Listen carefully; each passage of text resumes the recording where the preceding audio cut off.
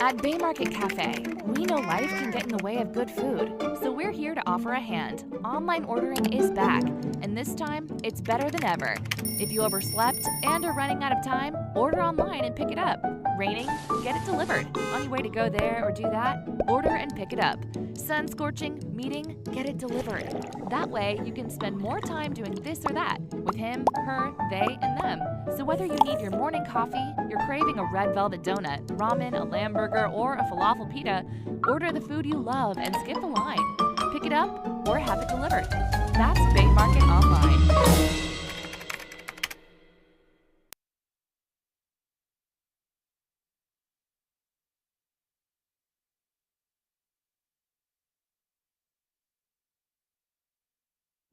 And thank you for joining us for the 14th of 19 candidate forums for the 2021 general elections in the Cayman Islands, being hosted by the Cayman Islands Chamber of Commerce in association with Foster's.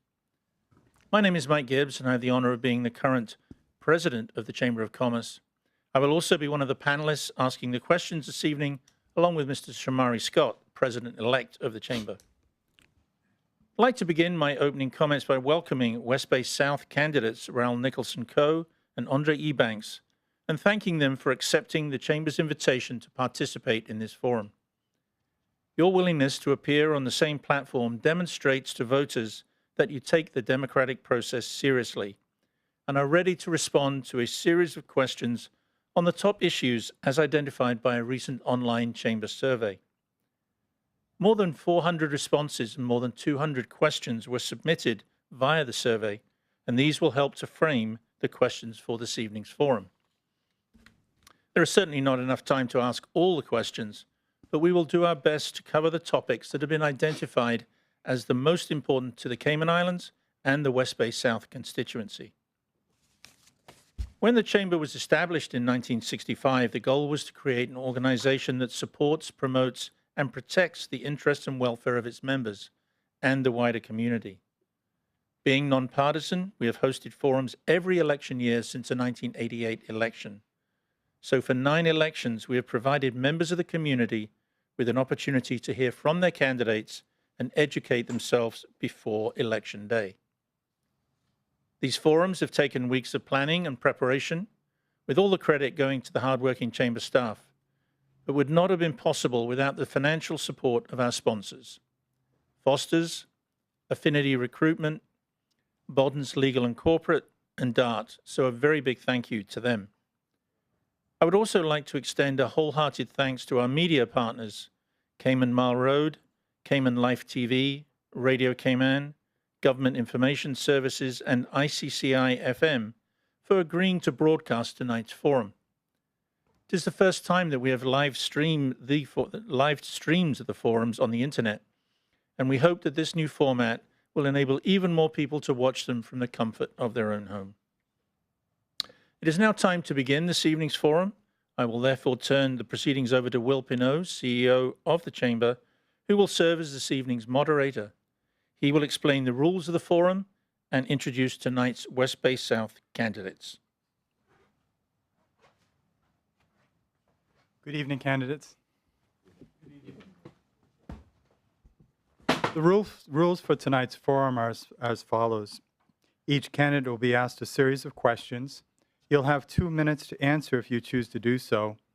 Each candidate will be allowed to answer the question without interruption and is free to differ with an opinion or position of another candidate during your allotted response time. We're asking that you deal solely with the issues, and at the conclusion of the forum, you will each be given 2.5 minutes to deliver a closing statement. I'll now introduce our West Bay South candidates. We'll begin with Andre Ebanks. Mr. Ebanks has nearly 7 years of public service experience, most recently as the Cayman Islands representative to the United Kingdom and Europe, where he represented Cayman's political, policy, and regulatory affairs. He was previously Deputy Chief Officer in the Ministry of Community Affairs, overseeing the Department of Children and Family Services, the Needs Assessment Unit, and the Gender Affairs Unit. Prior to that role, Mr. Ebanks served as Senior Legislative Policy Advisor in the Department of Financial Services Policy and Legislation. Mr. Ebanks began his career at Appleby, Cayman, and subsequently worked in the Investment Funds Practice Group of Walkers, Cayman. With a Bachelor's of Arts in Sociology from Morgan State University and an LLB from the Truman Bodden Law School and a Master's in Legal Practice from Manchester Metropolitan University, he was called to the Bar of England and Wales by the Middle Temple in 2005 and the Cayman Islands Bar in 2006. Mr. Ebanks has been a council member of the Caymanian Bar Association, is a past member of the Cayman Islands Law Society, and a member of the Honorable Middle Temple in England. His community board memberships include Generation Now, the Human Rights Committee, the Gender Equality Tribunal, and Cayman Airways Limited. Mr. Ebanks is married with 2 children. Welcome. Thank you, sir. Mr. Raoul Nicholson Coe is currently the CEO owner of Catalyst. Previously, he was the CEO of Digicel Cayman and presently serves as a senior advisor to the board of directors. He was also the CEO at AT&T Wireless Singular in Cayman and the president and chief operating officer and director of Telecayman Limited. His extensive experience also extends to a number of boards in both public and private institutions. He served as a trustee on the board of directors of the Chamber of Commerce Pension Plan and a member of the Cayman Islands Cycling Association. He is also a former board member of the Caribbean Utilities Company and the Cayman Islands Monetary Authority. Mr. Nicholson Coe was also the deputy chairman of the Technology and Infrastructure Network team of the Special Economic Advisory Council. He is a board member of Big Brothers Big Sisters of the Cayman Islands and a trustee of the International College of the Cayman Islands. Mr. Nicholson Coe holds a diploma in telecommunications engineering and has successfully completed executive management courses at the Wharton Business School, Heriot-Watt University MBA program, and the University College of the Cayman Islands. For the last 8 years, Mr. Nicholson Coe and his wife Kathy have been major supporters of the John Gray Memorial Church Food Pantry, and most recently, Mr. Nicholson Coe, Kathy, and Marcia Milgate have founded the Community Soup Kitchen in West Bay.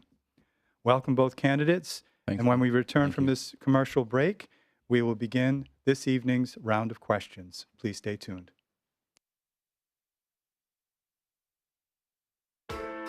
Behind everything we do is a promise. Better.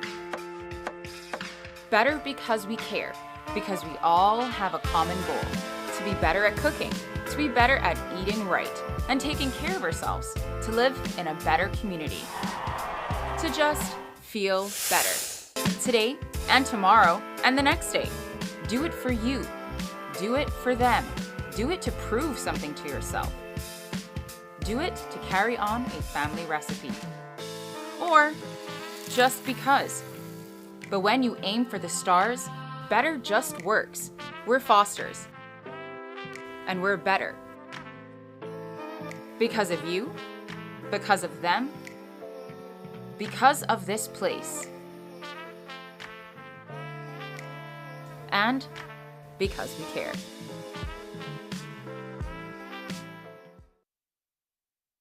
Welcome back to the Chamber of Commerce Candidates Forum for West Bay South. I'll now turn it over to the President of the Chamber, Mr. Michael Gibbs, to begin the round of questioning. Thank you, Will, and once again, good evening, candidates. The first question I will address to Mr. Ebanks, and then Mr. Nicholson Coe will follow up with his answer on that same question. So that first question is, what makes you the candidate of choice for the voters of West Bay South? Thank you for the question, and thank you to your audience. I believe that West Bay South and Cayman is at a crossroads. We've had long, complex problems that have existed for years, but the COVID pandemic has ripped the Band-Aid off of those problems. With a paused tourism industry and a challenged financial services industry, we are now seeing these problems come at us with intense velocity. I therefore believe we need the most qualified and most experienced hands-on deck to take the country forward. I therefore believe I am the best choice for West Bay South on the following grounds. 1, I am a West Bayer. I've not only lived in the district, but I've also lived in the constituency.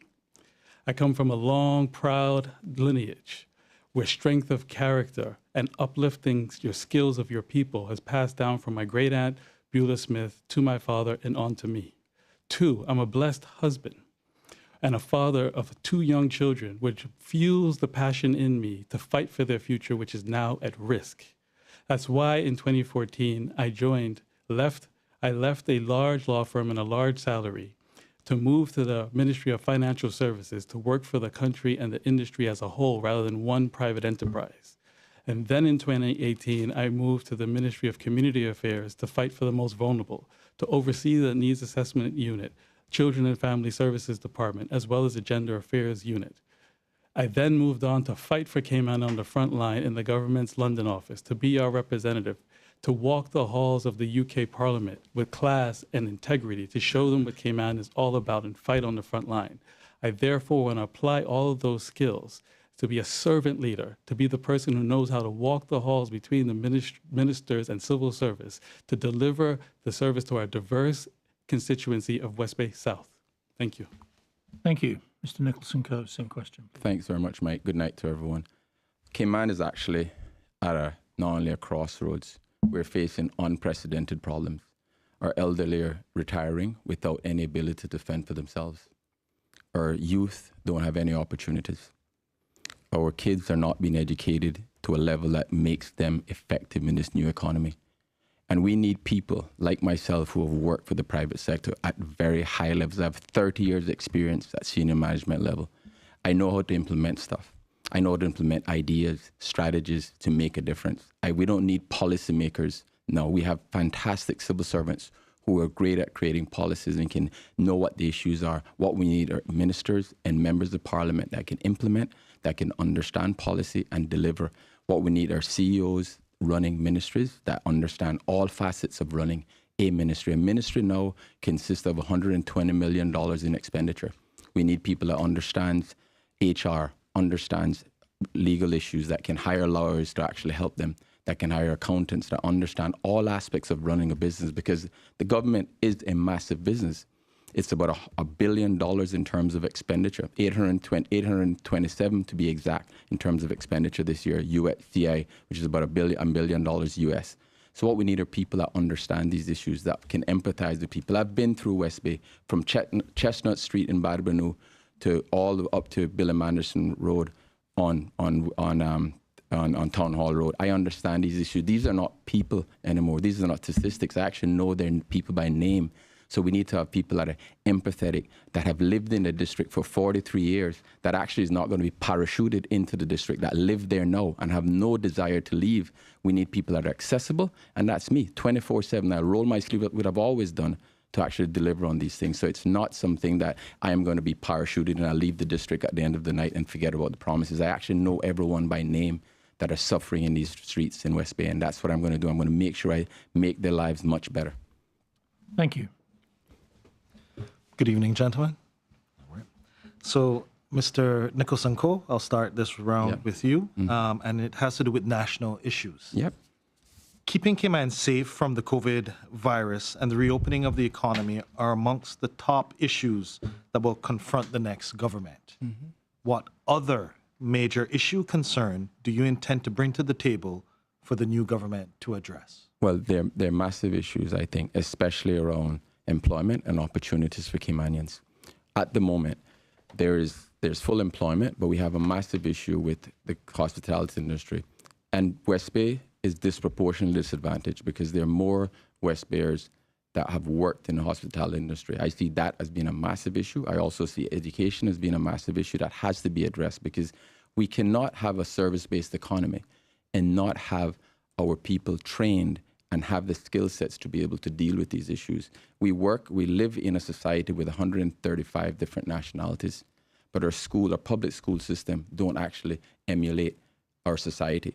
And that is a disadvantage, because our kids coming out of high school are not equipped to be able to deal with the modern day world. And the other thing that we have to look at is, because our financial services is under threat. And I'll actually get to that later on. We have to look for other pillars. So we have to look at promoting medical tourism, promoting sports tourism, but one of the massive thing that we have to look at is technology.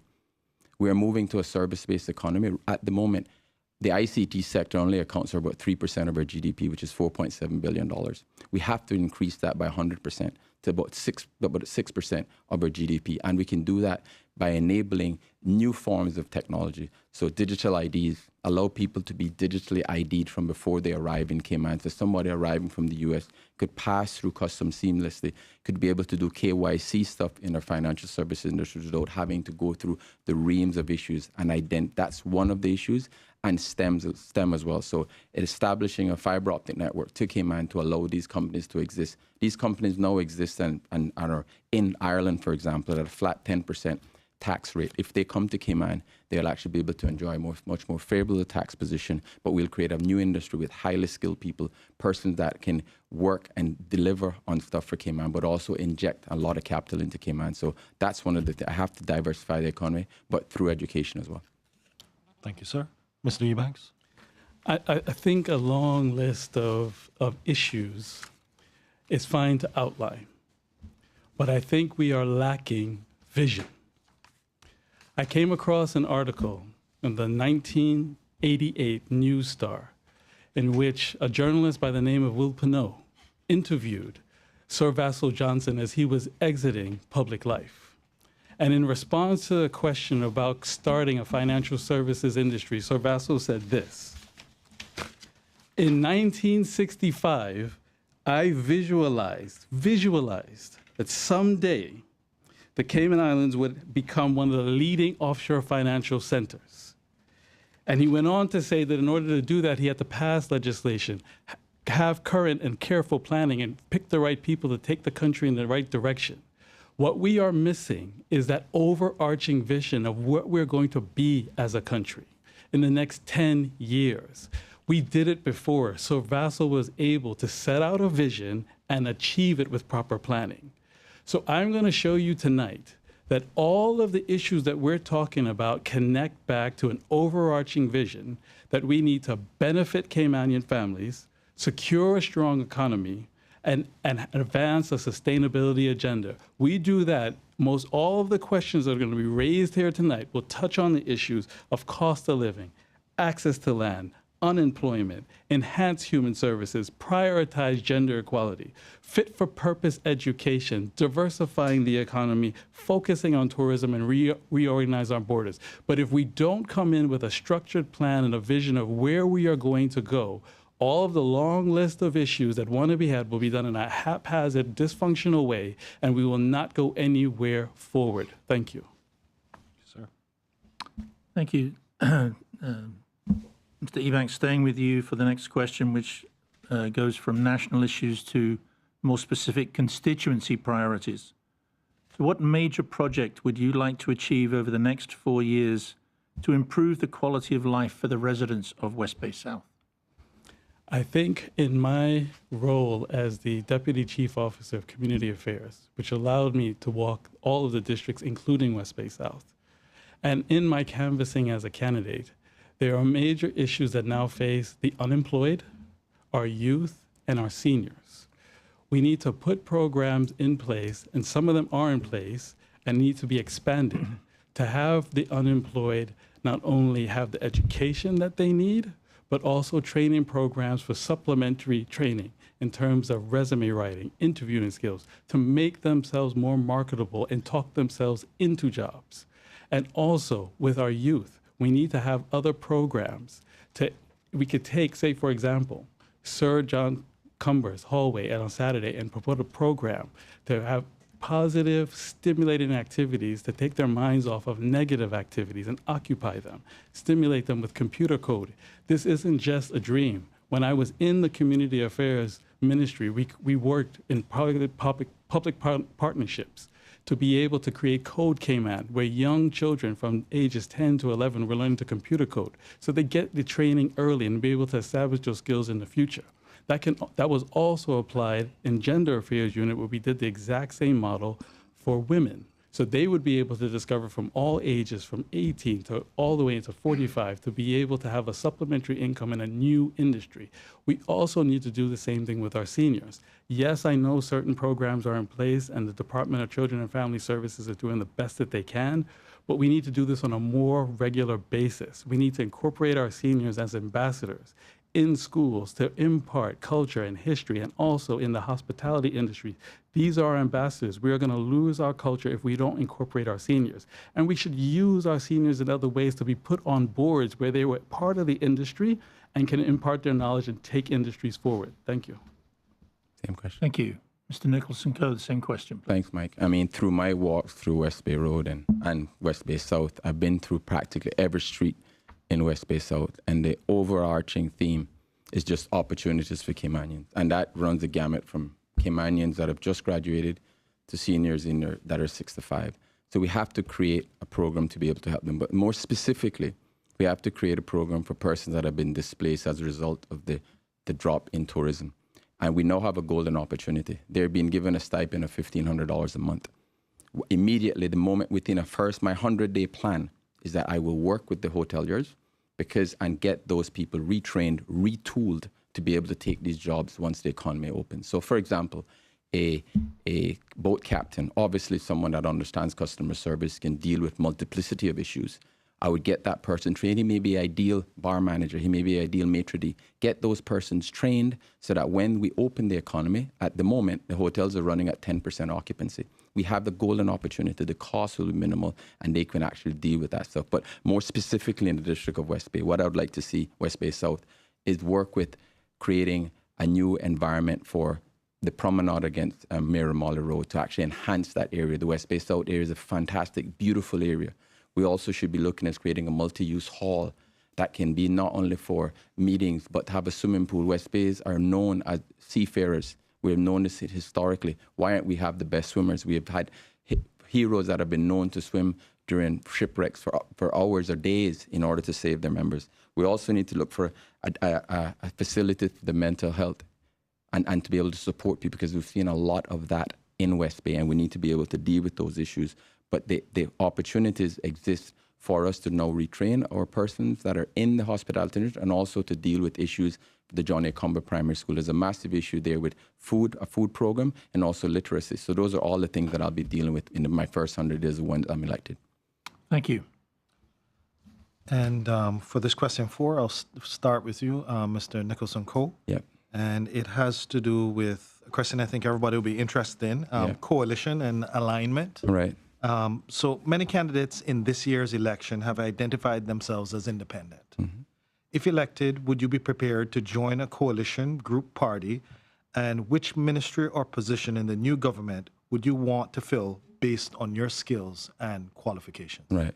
Well, given my skill sets, right, my skill set would be on infrastructure, development, and also on new technology. And that's where I would like to focus on, new business development. Clearly, I'm an independent, a true independent. I had nobody on my platform from any other parties. These are independent thinkers, independent minds. And I think it would be interesting when people say that they're independent, they're truly independent, because if not, we're fooling the voters. And it's at this age in 2021, we shouldn't actually be trying to, we should be transparent, we should actually be candid, and we should be open about our allegiances. I have not had any discussions with any parties, but clearly if I'm going to be part of a government, I'd have to work with people that have the same philosophical bent in terms of from a social perspective, but also from a financial perspective. And those are the critical things for me. And also to be able to deal with things that don't create issues for Cayman and distractions to affect our brand. We need to work with people that are going to be honest, that are going to work together, and they're not distracted by other things. We need people that have demonstrated, that have experience, that have worked in industries, that are not there just to follow, but they're there to lead. Because what we're going to need are leaders that understand, that have been able to negotiate deals, that are able to sit with the new hospitals that are being built that you are part of, and to understand how can we make the agreements more equitable so that society benefits. Those are the sorts of things that I would like to get involved in. That's why infrastructure, inward investment would be something that I would love to be a part of.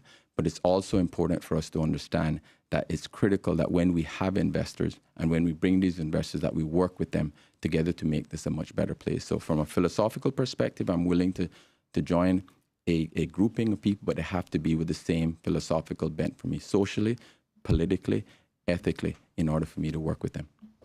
Thank you, sir. Mr. Ebanks. Thank you very much for the question.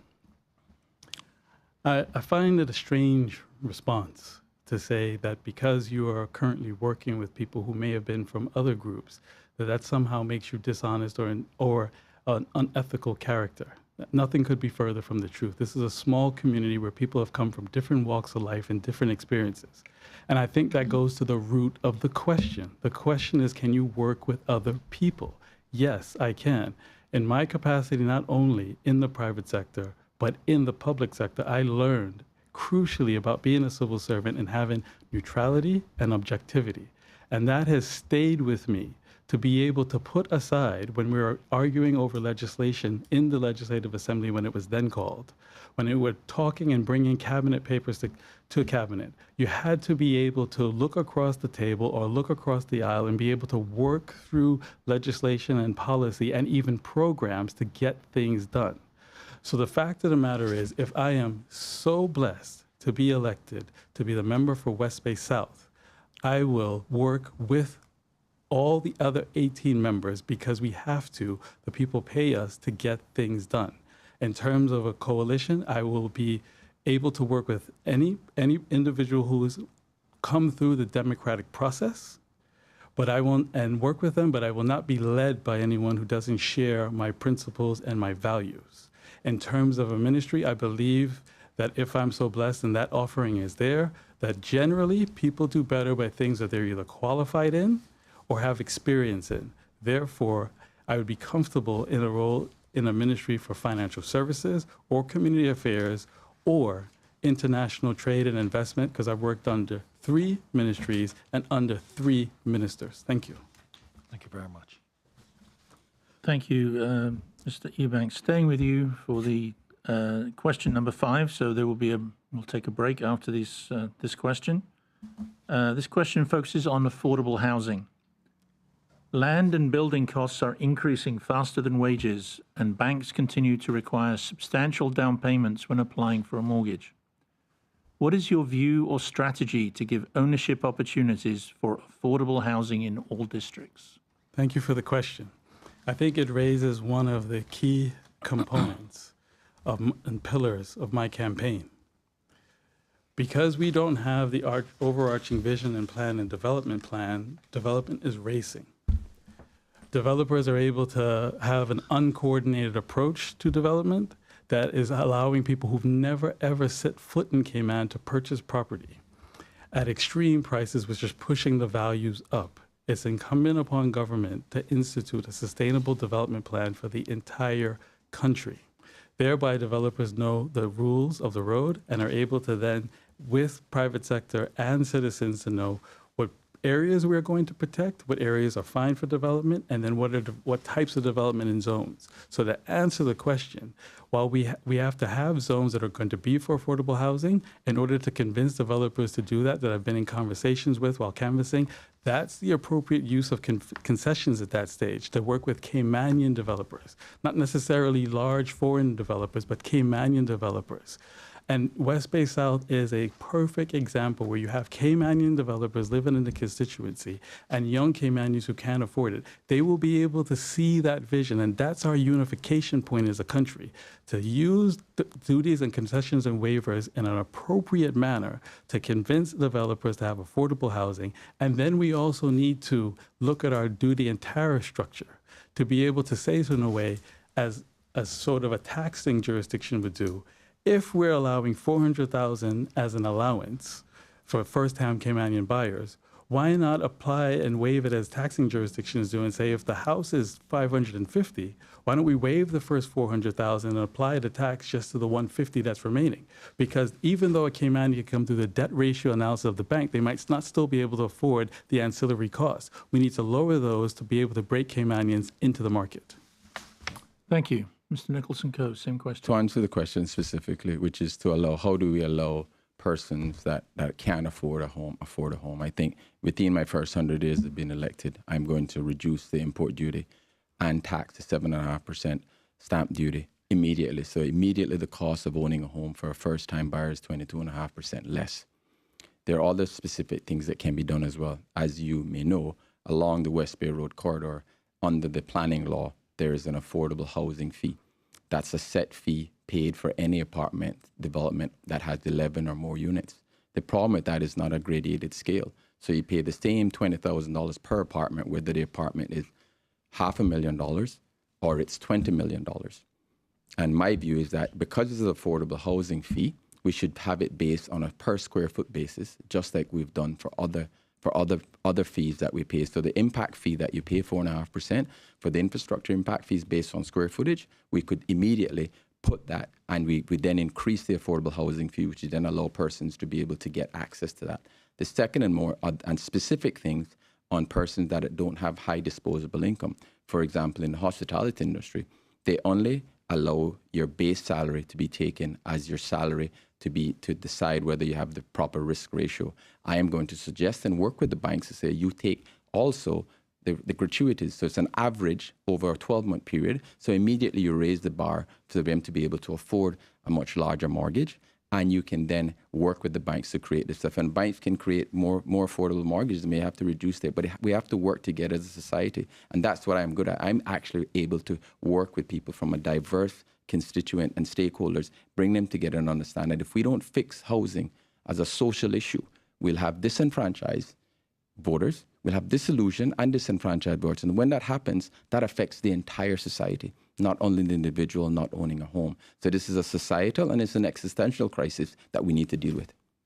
Thank you. I'd like to thank the candidates, gone through the first 5 questions for tonight's forum. When we return, the next 5 right after these messages. Thank you. Feed the family for less with Foster's Pick 5. Choose from a range of meats including chicken thighs, pork chops, ground meats, beef stir-fry, sirloin steaks, and more, and only pay $19.99 for any 5-packs. The meat is always fresh and never previously frozen. It's the perfect way to stock up for the week. That's dinner sorted. Look out for Pick 5 in the meat department at all Foster's supermarket locations. Foster's, better value because we care.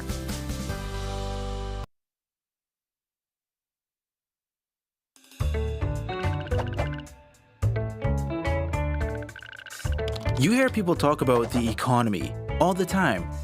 But what is the economy exactly? The economy is the flow of money between the people, the companies, and the government in the Cayman Islands. Why is it important to understand the economy? Well, just like the engine of a car, the better we understand the economy, the better we can make it run, and the more prosperous we can become as a community. The first important thing to understand about the economy is that the private sector is the main source of all wealth. Think about it. Most people work for companies in the private sector, both big companies and small businesses. But even if you work for the government, your salary comes from the fees and duties paid to the government by private sector companies and their employees.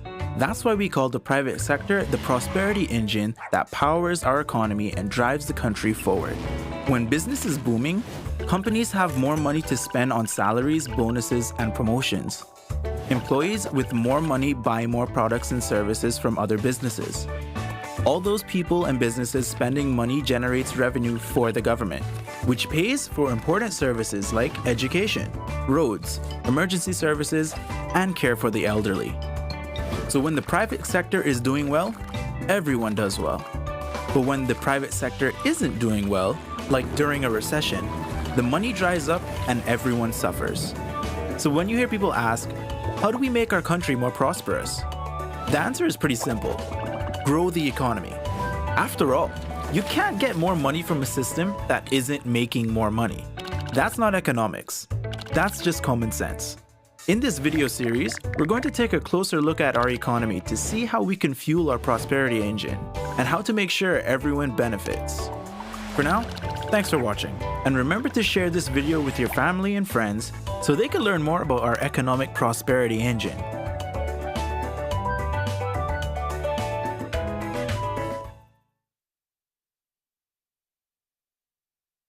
Back to the Chamber of Commerce Candidates Forum for West Bay South.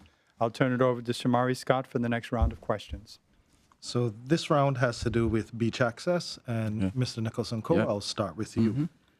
What will you do to ensure that the proposed developments in the area by Governor's Harbor will not have a detrimental effect on public beach access and traffic in the area? Right. Well, the scale of that development obviously is large, but I think it's a reasonable. The developer has done other fantastic developments in the district or in West Bay.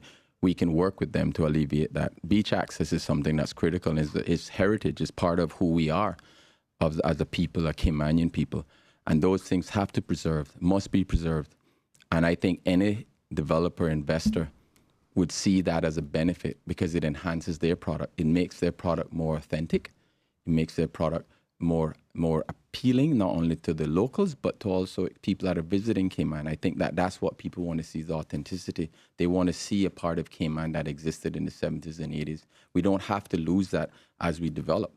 The other part in terms of traffic, clearly that's something we have to contend with. But in my view, what we should do is work with developers and say, create a transportation plan for your workers, for example. So instead every worker having a car, there's no need for that. If we create a transportation network that will collect workers at their homes, bring them to work, and take them back home. This happens in other countries, neighboring countries that have far less resources than we do. So in my view, any development that's multi-use, multifaceted, and of a certain scale, they should include within their application a transportation plan that will reduce the need for every employee to have a car.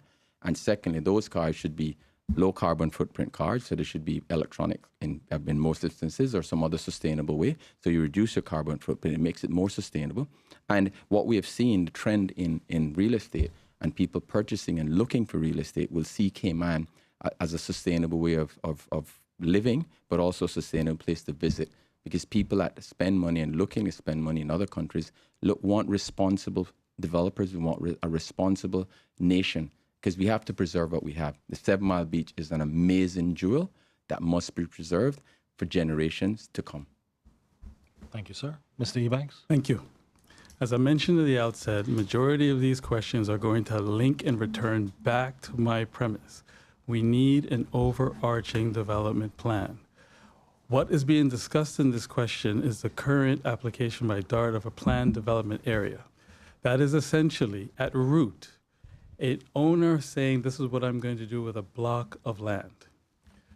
What needs to happen is government say what's going to happen with the entire country's block of land and set the rules and parameters in place. Therefore, what is going to happen now, and we must recognize it, that we have citizens in our country, in our constituency, that have grave concerns about this development. I've attended the West Bay Action Committee. These aren't people who are just sort of guessing. They have grave concerns and they need to be recognized to preserve their rights. But instead of this devolving into acrimony and tension between concerned citizens and the developer, what is missing in the equation is government having an overarching development plan so everybody knows the rules of the road, and then will be able to plan accordingly to reduce the tension in our society.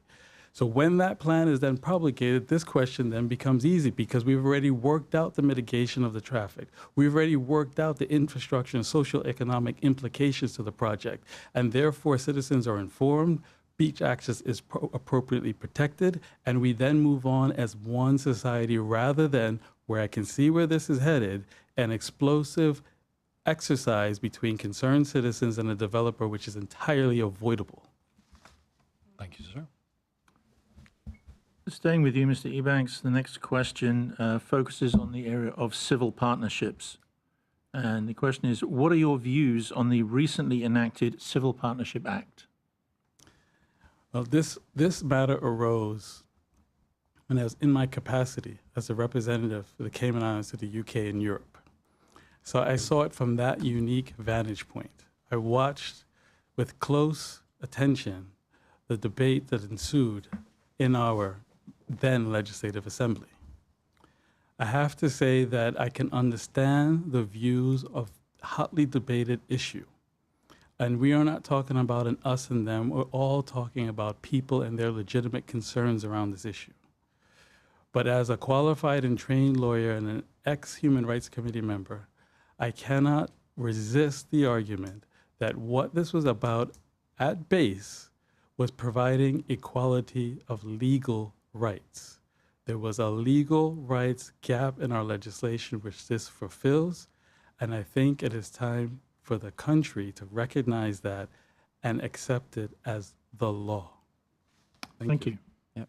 Mr. Nicholson-Coe. Well, thanks, Mike. I don't believe in discrimination in any form, and I think that the law actually enshrines and creates a statute that protects not only same-sex couples but also heterosexual couples as well who are poor partners and allow them to exist as one. And I think that as a country, we have moved to a place where we are a bit modern, we're more cosmopolitan, and it's something that as a country we have to understand that these things happen, and at this moment in time it was the right time. I would have hoped that the Assembly could have actually arrived at a decision without having the governor enacting his powers to do what he did, but it's something that I feel that is right at this moment in time in our country.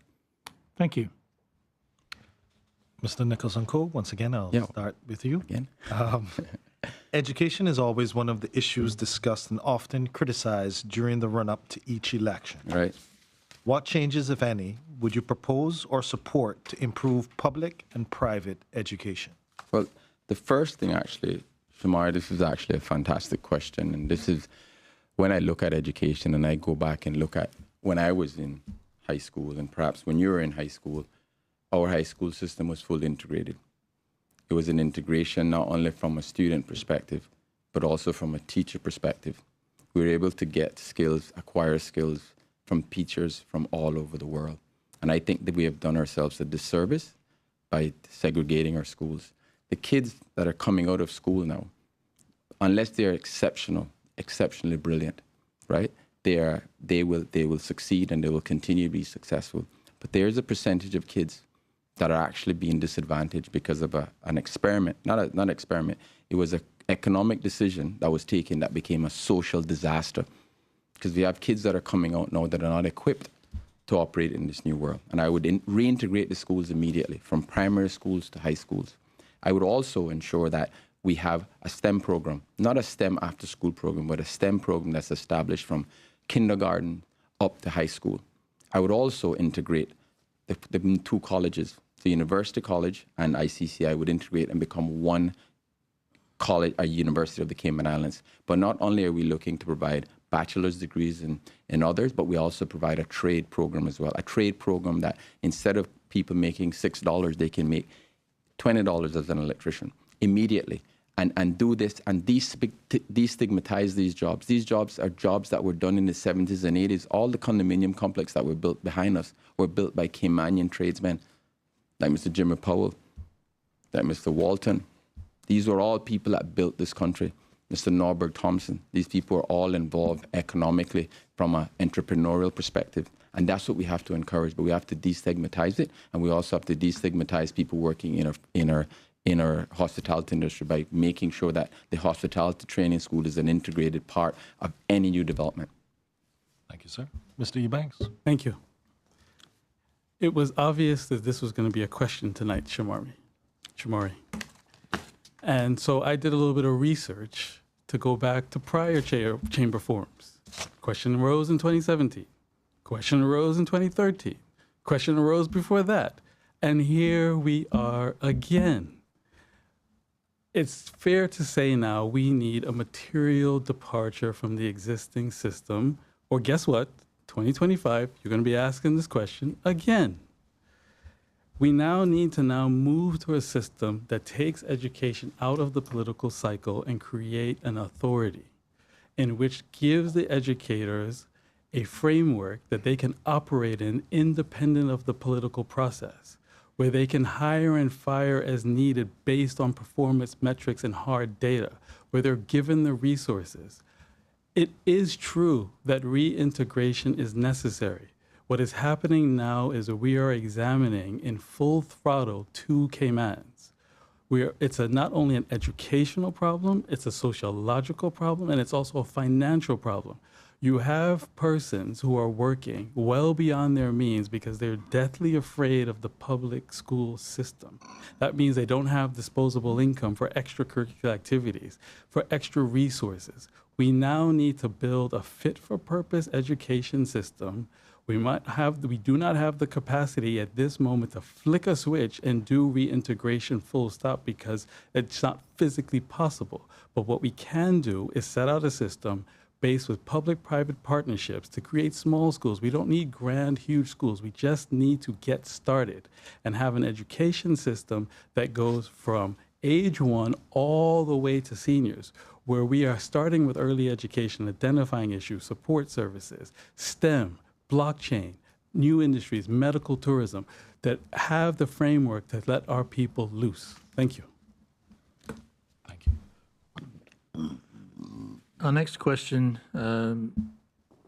moves more towards the stay-over tourism area. And obviously, tourism is an important pillar of the Cayman Islands economy, with many small tourism-related businesses suffering as a result of the closure of our borders. What are your views about the timeline for reopening the borders to stay-over visitors, I should say? As in my last post, having spent 9 months in UK lockdown when COVID was now being discovered and very scary, I can tell you that being in a country that's economically shut down, physically ill, and also playing on your mental health, this is not a game to be played with in the political realm. It has to be driven by the science. We have to increase our vaccination penetration deep, at least minimum the 70 percentile range, and also be studying the infection rates. But the border is two ways. It's also protecting who's in here and also who's trying to come in here. So we also have to work with the science to identify the jurisdictions that are coming in and making sure that that's adequately safe, that they have been vaccinated. And maybe we will be able to relax the quarantine period, but that will come with being vaccinated and then also being tested on both sides of entry, departure, and entry. So I cannot see that, unfortunate as it may be, that we can open up haphazardly, because we do have a pause in stress tourism industry, and we have to do what we can and increase stipends to sustain folks. But if we lose the other engines of the economy that are working now, if COVID were to get loose, then we're going to end up in some of the situations of our sister overseas territories who don't have the luxury of those industries, and so they have to gamble. They have to try and open up because they have nothing else, and then they shut down again. Then they try and they get shut down again. We have to do this in a sustainable, sensible way, but take advantage of the pause and upskill individuals and get them back to work so that we're ready to work when we can open sensibly. Thank you. Mr. Nicholson. Yeah, I mean, we're in a fortunate situation. The government has actually done a very good job in terms of taking us to this position. And I think we all, we live in a very fortunate country. But we also have to think about how we're going to kickstart the economy. And can't be done in isolation. We have to do it methodically. We have to think about, obviously, infection rates on when we get to herd immunity and true herd immunity. And true herd immunity, we can decide we have inoculated 75% of the vulnerable people here. We could also be targeted. We could go to particular gateway cities and said, yes, we'll get tourists or stay-over visitors from a particular area that we know have a low infection rate, that also have a high inoculation rate. But it has to be done in conjunction with stakeholders, including the airlines. I mean, now airlines have introduced a COVID passport, so they're actually thinking about this. We have to partner with airlines, with hotel chains. Marriott, we have Marriott here, they own the Ritz, they own the Marriott, they own the Westin.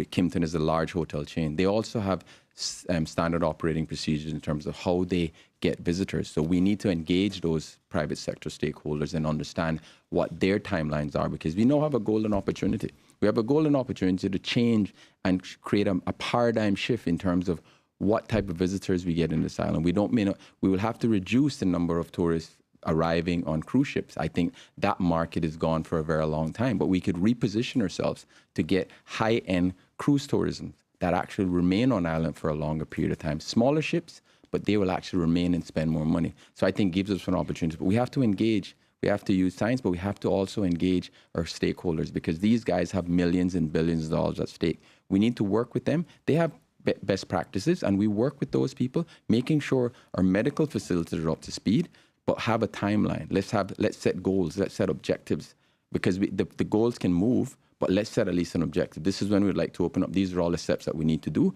before we open up, and then we will go from there. Thank you. Mr. Nicholson-Coe. Oh, again. With you again. Yes. Public safety is the next question. Oh, yes. Mm-hmm. Are you satisfied with the level of policing and public safety in the District of West Bay? What improvements, if any, would you advocate if elected? Well, public safety in West Bay, public safety generally is something that we have to look at across the board in West Bay. There, I think clearly we always think we need new police officers, but in my view, we need more technology. We need to employ technology to help with crime prevention. Yesterday, ironically, as I walked through, I actually visited a home, and there's people speeding along this road continuously, and that's one of the recurring themes in all of it. But we can use technology. We can't continue to hire officers. Officers need to actually do the paperwork. But if we employ technology, for example, to have speed detection cameras, and we have cameras now, we can upgrade them. We can put them on every street in West Bay to be able to prevent crime.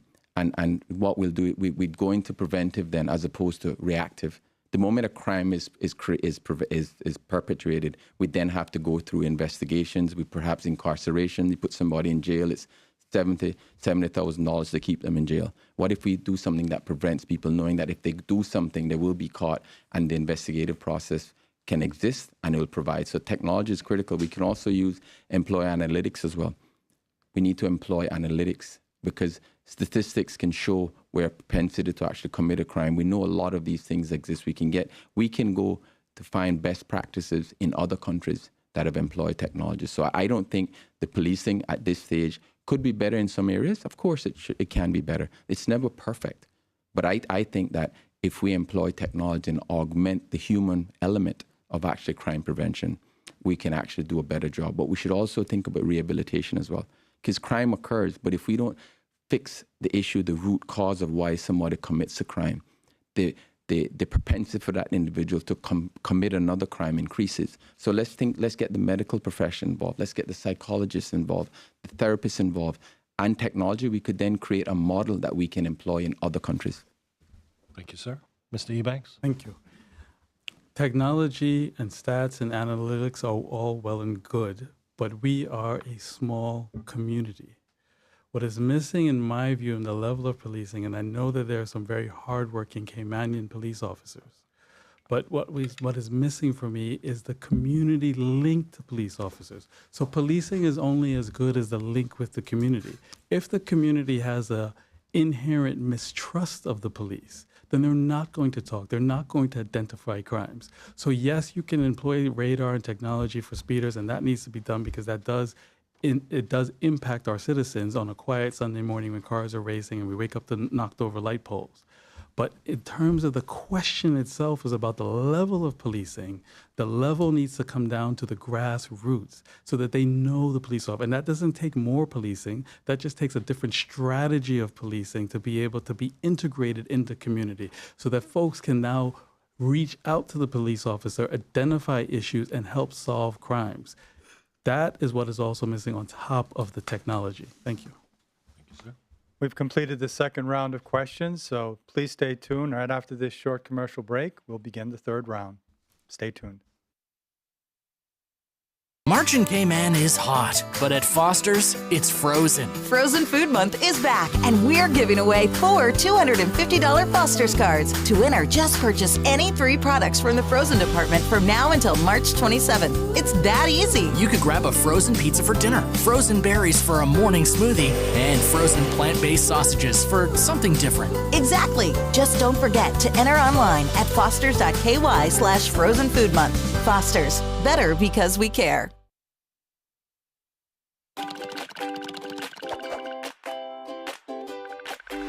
Here in the Cayman Islands, the private sector is the prosperity engine that drives the country forward. Just like a real engine. The better we understand how it works, the better we can make it run, and the better off we'll be. To help illustrate how our economy works, let's take a step back in time to when there were only a few thousand people living in Cayman. In those days, most people survived by fishing or farming for food. It was a simple, wholesome life, but it was a lot of hard work. Most people bought what they needed from their neighbors. As people bought and sold things, their individual wealth went up or down, but the overall wealth of the country stayed the same. In a simple economy like this, the only way one person could increase their wealth was by reducing someone else's. In order to increase the overall wealth of the country, one of our Caymanian ancestors would have to sell something, a product or service, to someone somewhere else, and bring that money back home. In other words, we would have to export something. In those days, our biggest export was labor. Men worked overseas or on the seas and brought the money home, thereby increasing the total wealth of the country. Although the economy is much bigger and more complex today, these same principles still apply. Every time a company in Cayman sells a product or service to a customer overseas, the overall wealth of the country increases. Once it's here, it flows around the local economy between the government, the people, and the companies and becomes a part of our society's wealth. The two biggest sources of income for our economy today are financial services and tourism, often called the pillars of our economy. Tourists come here and spend their money. So all of the tourism companies like hotels, restaurants, buses, Stingray City Tours that make sure our visitors have a great time are helping to increase the wealth of our country. Just like tourists, clients of financial services firms come here and spend money too. So all of our financial service companies like insurance companies, fund administrators, lawyers, and accountants that facilitate investment transactions for people and companies around the world bring money into the economy and increase the overall wealth. The point is, if we want to increase the prosperity of our country, the best way to do that, in fact, the only way to do that, is to grow the private sector. In particular, the companies at the front lines that bring the wealth here from overseas in the first place. In the next video, we'll talk a little about how money moves around the economy. For now, thanks for watching, and remember to share this video with your family and friends so they can learn more about our economic prosperity engine.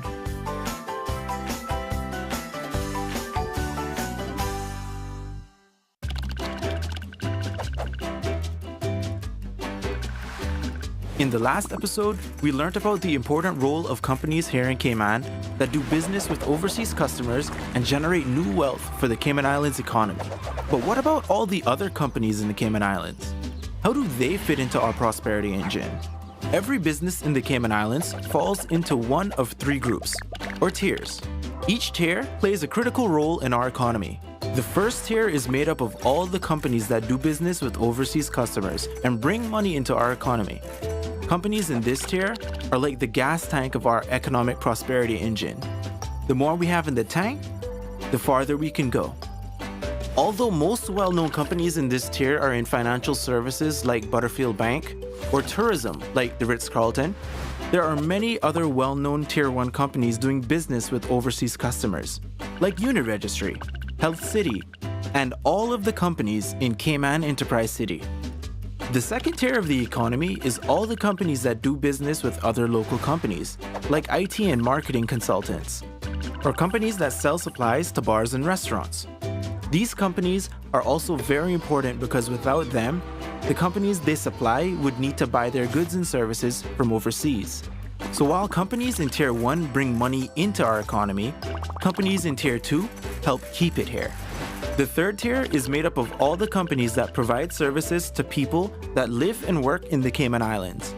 Companies in this tier include supermarkets, dry cleaners, mechanics, gyms, doctors, dentists, architects, house builders, florists, and gardeners. These companies are important sources of employment and business opportunities for our people. And they play a really important role because without them, Cayman wouldn't be a very nice place to live. So to recap, Tier 1 companies do business with customers overseas. Tier 2 companies do business with other companies in Cayman. And Tier 3 companies do business with those who live here. Every company and self-employed contractor in the Cayman Islands falls into one of these 3 tiers, and they all play an important role in making our nation prosperous, helping bring money into our country, improve our economy, and creating jobs. And without them, the Cayman Islands wouldn't be the great country that it is. Thanks for watching, and remember to share this on social media so we can all help fuel the economic prosperity engine.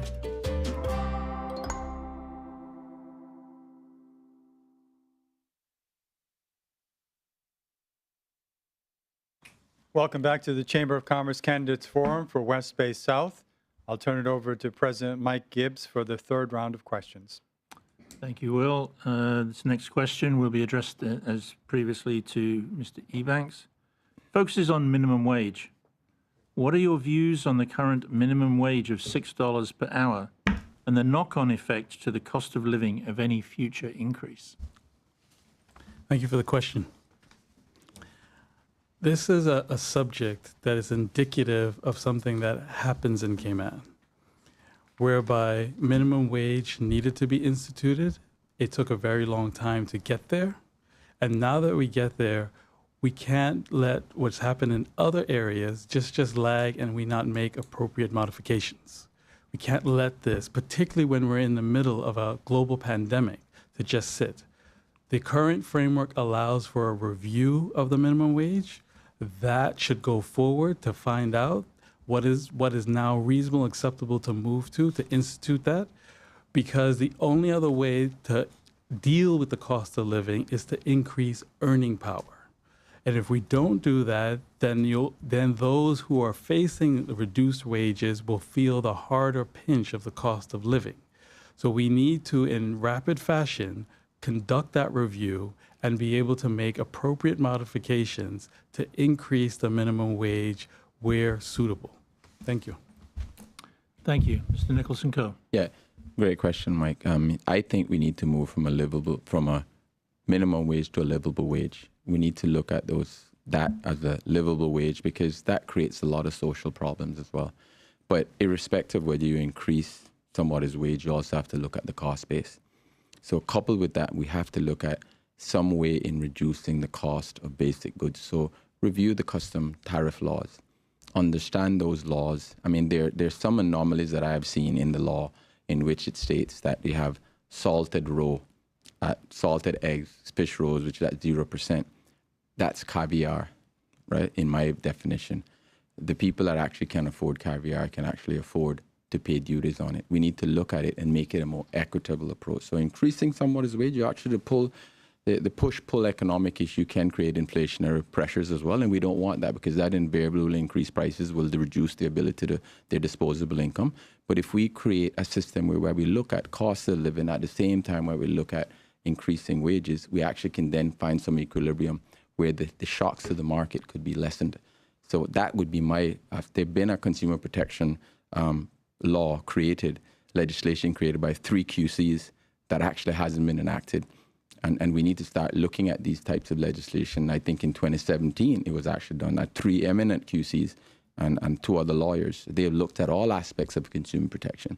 And I think when you see the current stakeholders that are based on economics or on persons providing services, they would see the benefit of actually looking at this so that it makes their product more accessible. And we have a society that functions the way it should function. So it should be a livable wage coupled with looking at cost of living. Thank you. Yeah. This is question 12, and it has to do with the environment. And Mr. Nicholson-Coe, I'll start with you again. West Bay South includes some of the most developed and highly sensitive environmental areas with some of the last remaining mangroves along the West Bay Peninsula. What is your view about the ongoing and future development of this area? Well, I think that sustainability is critical, and we can't look at sustainability purely from an economic perspective. We have to look at it from an environmental perspective. So there's certain areas in West Bay that I have been through. Barkers, for example, I actually ride my mountain bike through there. It's a pristine, amazing place that should be left untouched. We have to also look at expanding the areas that are now protected for sea life. and understand that those things have to be protected. But we also have to decide all people that actually make a living through the sea. Some of my supporters are fishermen, and they make a living through the sea. They understand that they respect the sea, but they also make a living from it. So we have to, as a country, just like we provide subsidies to farmers, we also have to think if we're going to diminish the ability for a fisherman to actually increase his catch and have him to respect the environment, we must do so by helping them to augment their salaries. We also see in countries, there are examples of environmental disasters based on economic realities. If you fly over Haiti, I don't know if you ever had the chance to fly over Haiti, but there's a distinct line between Santo Domingo and Haiti. And the reason why there's a line is because people chop down the trees to be able to feed themselves. If they had the ability to provide for themselves and not having to destroy the trees, there wouldn't be a need. So let's empower our people, provide them with economic incentives so that they don't have to look to the environment for subsistence. And that's my view, but it has to be protected at all costs, but we also have to think of the human cost as well, so that the two things can work in parallel and we can work in sync and complement each other. Thank you, sir. Mr. Ebanks? This issue is not just near and dear to me as passion. It's one of the central points and pillars of my campaign. If there was no COVID, the environment would be the marquee geopolitical issue by far. In order for us to capitalize on this as a country, we already have a 2011 climate change policy that's in draft form that has not been fully adopted and implemented. We need to make appropriate modernizing changes to that policy and get started on climate change. Other jurisdictions are so passionate about this, including the UK, that they actually put this subject area under the equivalent of a chief officer who's under the leader of the country because it gives it that prominence, and then create a cross-ministerial team. So that climate change chief officer or czar is now checking in as a list of all the things that all the ministries need to do to adapt to that policy. Because whether we like it or not, climate change impacts and permeates through every ministry. In order to do that, that would then flesh out the areas that need to be protected, like Barcas, like other areas that where we need to protect our natural resources. It also then changes the image of the island. If we now, and I can't see any reason why Cayman can't be the regional leader in climate change, we then uplift and change the image of the country. Internationally, I can tell you from being on the front lines, we are looked at as some tax haven money pit. If we are now the regional leader in climate change and show how we're taking in our backyard, the issue is smacking us in the face. Look at the landfill today. How long are we going to wait and have parents hustle to get kids out of school? We need to address this issue now and change this country. Thank you, sir. Staying with you, Mr. Ebanks, changing tax somewhat here, moving to health insurance. Health insurance premiums continue to increase annually for many businesses and especially for persons who reach retirement age. What improvements, if any, would you propose to make health insurance more affordable for businesses and retirees? This question is another one of those questions, like education. If you go back and look at the Chamber's last two debates of the last two election cycles, not this cycle, the last two cycles, so 8 years ago, this question continues to plague us. We have to get serious and first admit to ourselves that the current system is not sustainable. If we can at least agree on that vision, that overall premise, then we need to start looking at alternative systems. Systems that either we have a universal plan, a base plan that everybody pays into, and that if you have additional income, or if you're in a higher economic tier, then you can maybe have private insurance on top of that. But we have to take care of the entire country first. Or other systems that exist in places like Singapore where they actually have a savings account added to it. and that you actually been able to pay in, and then you can utilize your savings account. Now, that might be advanced for now, but we have to start thinking bold and moving this issue forward to transform the current system of the copay and deductible arrangement and having our health services spending time chasing bills up and in chasing insurance companies. That has to end. You're not upskilling the people and using them to actually implement a system to deliver health care for our people. We're wasting time, we're wasting money, and at the end of the day, our people are not secure. This has to be a marquee issue of the next government. Thank you. Mr. Nicholson. Thank you, Mike. Well, actually, I don't think we need to do a study or a research on this. We don't need to do another paper. We don't need to do that. We know that this isn't working.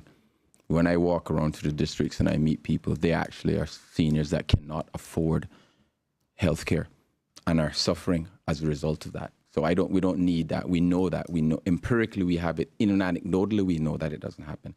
But what we have 5 hospitals here that are world-renowned hospitals. What we should do as a country, we should pool resources and find the best hospital that provides a particular service with the lowest cost.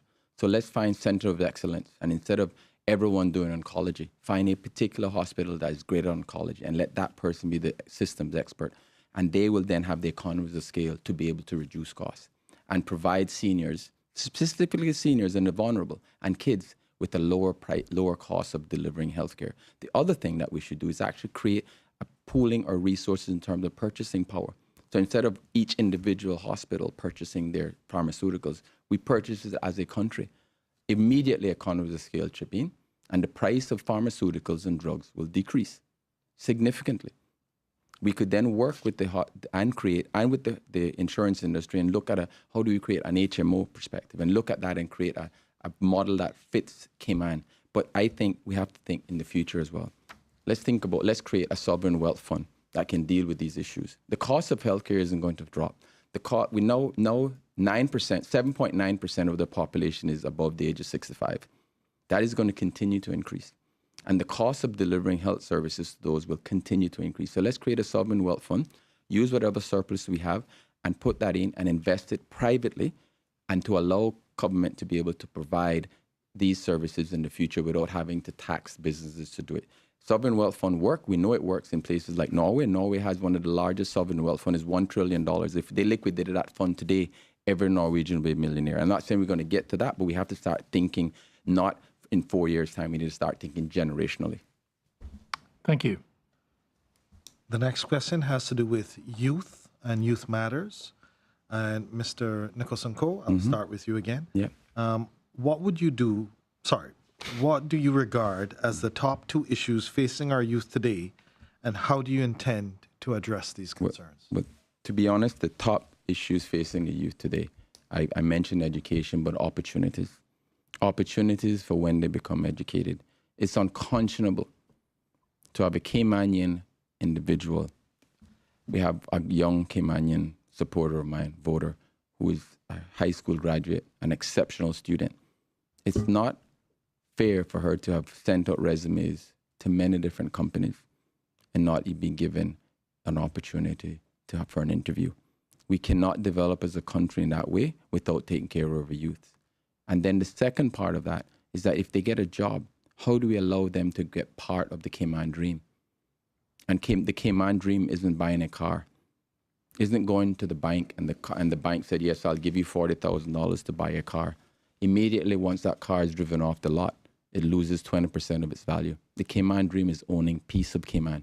How do we create and reduce the barriers to entry so that when a college student returns, they actually feel like they can actually own part of Cayman? Because if we're not developing for Caymanians, then we're not developing. I have a Cayman first mentality, and I mean Caymanians that are generational and Caymanians that became Caymanians 10 minutes ago.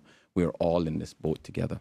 I went through a number of streets on Hennings Lane, and I met a lady. It was the most disheartening discussion I had with someone when she said, my kids are now at university, and I've told them, don't come back because there's nothing for them in Cayman. That is not what we want. We want Caymanians to go and equip themselves, come back here to get the best jobs and to continue to develop like we have been, because we are a country that is inclusive, that is hardworking, but we cannot allow people to become disenfranchised and disillusioned. So I see opportunities for Caymanians in education are the critical things to continue the success of this country. Thank you, sir. Mr. Ebanks? There's two things that we really, really need to work on for our youth is increasing their access to the job market and making them as most marketable and attractive as they can. And those who have had stellar degrees are getting the jobs that they are qualified for and getting rid of this nonsense of being overqualified. I saw it firsthand as a representative to the UK and Europe before COVID when we'd mingle with students. I can't tell you that that was one of the most pleasant surprises of that post, was to see that the future is bright of our young Caymanians. My generation may have been 5 or 6 disciplines, but these students now are coming back with IT degrees and masters in blockchain, masters in brain surgery and heart surgery. If we don't provide an alternative set of industries in terms of medical tourism, tech, film, we are not going to provide the atmosphere. So it's all well and good to say that we've all walked the streets and we're all Cayman first, but the question is the how. The how is to be able to provide that platform so that you say to our Caymanian students, this is the reason why we need your brains to come home. This is why we don't have this brain drain. We provided an atmosphere that allows you to get the job, the earning power, and to pursue your careers. In addition to that, we're taking a step back before you get those, because those who are here with us now, we also have to think about, which links back to the education system, of making sure that we have the services in place, not just education, but academically, but vocationally, to have an expanded job market to make Caymanians as attractive as possible. And the last issue that I would say, because it's two, is mental health. Today's youth are dealing with challenges that I would have never anticipated, that I don't know how I would grapple with. It is good that it's being recognized by organizations, and we need to pay attention to this now and help boost the mental health, particularly during COVID.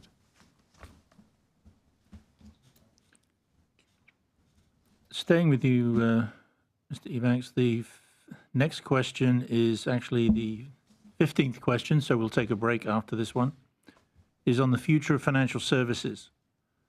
Given that financial services is critical to the island's economy, how do you think the country should respond to the FATF grey listing and the European Union's intention to blacklist us, even though we have met most of their requirements? Thank you for the question. This is another central pillar of this campaign, is to secure a strong economy, and partly doing that is securing financial services. It is unfortunate.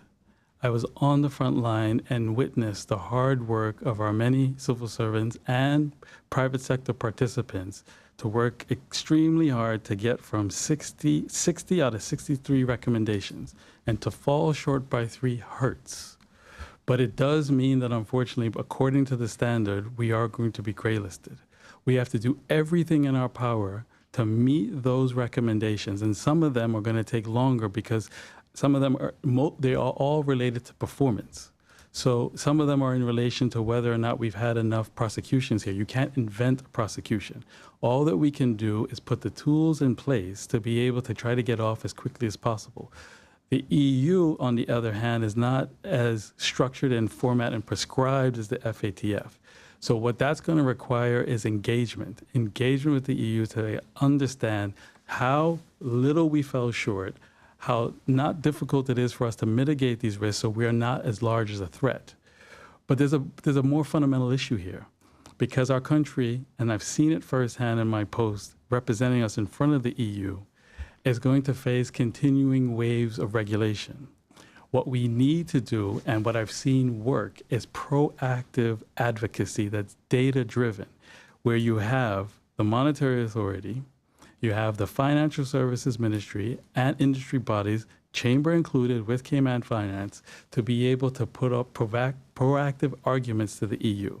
They're always going to continue to suggest that we do things their way. We need to take a step back and analyze each proposal and say, well, if it strengthens our regime, then we will tailor it accordingly and we'll do it.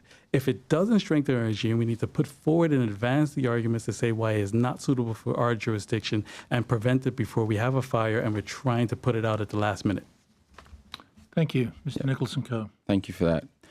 The financial industry is critical to Cayman. Roughly 60% of Caymanians are actually employed in that industry. It provides 60% of our GDP, which is $4.7 billion. But we didn't actually have to go on the grey list because what they wanted us to actually regulate the private funds. This should have been done. We got off in October last year. As a result of the private funds being registered, government revenues went up by $40 million. Had we done this 10 years ago, it would have been $400 million. Could be $1 billion fund created to actually help us to sustain some of these social issues that we're having to deal with now. So it is important that we look at this, but we engage the right people to actually, this is a very complex matter that needs expertise. The top 5 firms that are in Cayman employ roughly 1.2 million employees throughout the world. They're grappling with these issues daily, not only the issues today, but the issues that are coming up. So we need to be more collaborative with them and work with them and be able to understand what is the next step going down. We're playing a chess game here, and we have to be ahead of the game. We have to ensure that we think of who is the expert and employ those people. These are all because they have a vested interest as well. So look at the private sector to get this. It would also be interesting. Andre said that he was involved. I would like to find out publicly whether or not he signed a letter or penned a letter which actually recommended that we not sign up and regulate these funds. Because had we not regulated these funds, Cayman would have been put on a blacklist for an extended period of time.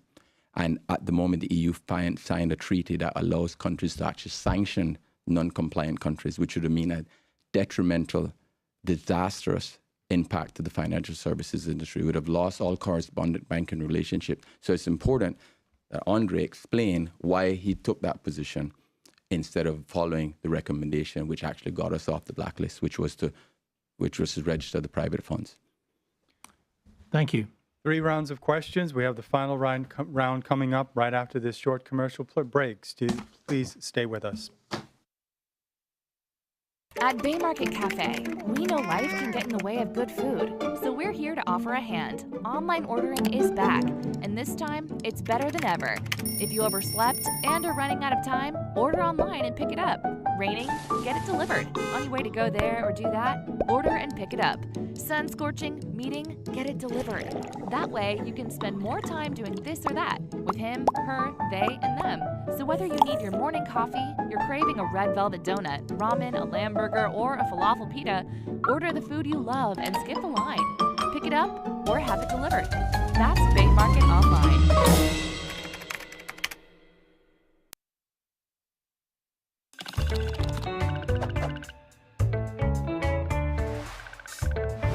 When companies do well, everyone does well. Not just the business owners, but the employees, other businesses, the government, and even the customers. Seriously. To learn how, let's look at how money flows through a company. When a company sells its goods and services, they receive money, which is called revenue. That money is then split up and used in a number of different ways. Some of the money goes to employees. To keep it simple, we'll call this salaries. Some of the money goes to pay for products and services the company needs to keep running. Those expenses are called overheads. Some of the revenue goes to the government in duties and fees. And finally, any money left over goes to the owners of the business as profit. So no matter what products or services a company provides, it's like a machine that takes in money as revenue and spits money out as salaries, overheads, government fees, and profits. It's really that simple. Every dollar that a company takes in gets turned into one of those 4 things. Okay, so how does it benefit everyone when companies do well? Let's take a closer look. First, with salaries. Salaries are important for the economy because most people get most of their income from their employment. Next, government fees. In the Cayman Islands, the vast majority of the government's revenue comes from duties and fees paid by businesses. That money goes to pay for important government services like education, emergency services, healthcare, and infrastructure. Then we have overheads. Quite simply, one company's overhead is just another company's revenue. When a hotel needs supplies, they buy them from local suppliers. Those suppliers turn that revenue into salaries, overheads, duties and fees, and if they're lucky, profit. Some people think that business owners make too much money, but the truth is, the average company only makes 7.5 cents in profit for every dollar in sales. And that's assuming they make a profit at all. The other 92.5 cents goes to pay for salaries for staff, overheads that become revenue of other companies, and duties and fees that pay for the government services we need.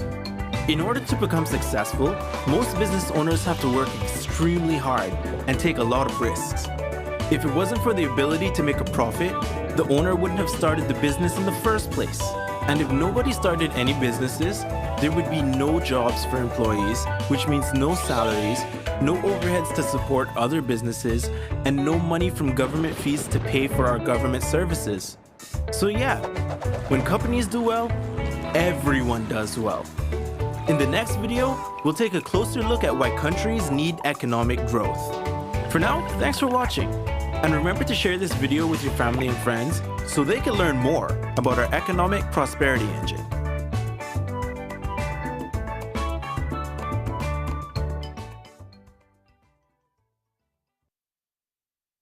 Welcome back to the Chamber of Commerce Candidates Forum for West Bay South. For the final round of questions, we'll begin with Mr. Shamari Scott. Both of you have spoken about the cost of living as one of the major issues, so should be no surprise that cost of living is here as a question. Mr. Nicholson-Coe, we'll start with you.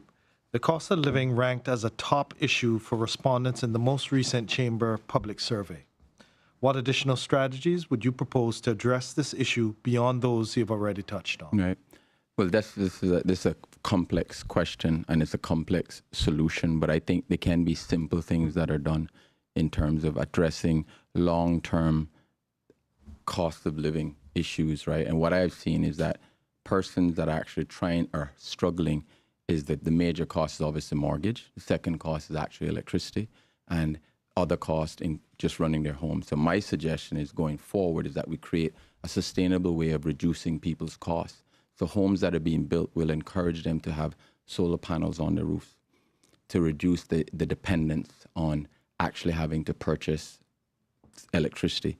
That would reduce their ongoing operating costs, which would reduce their cost of living, and even to create reverse osmosis plants to allow them to create their own water. We have an example of this in West Bay South, actually. A fantastic boarder, Mr. Kem Jackson, who's an engineer. He actually has his own solar panels. He actually is almost off the grid. We can do this, and what we should do is when we build homes going forward, we should actually be able to insulate the homes, create them so that they're more efficient from a cost perspective, but also from an environmental perspective.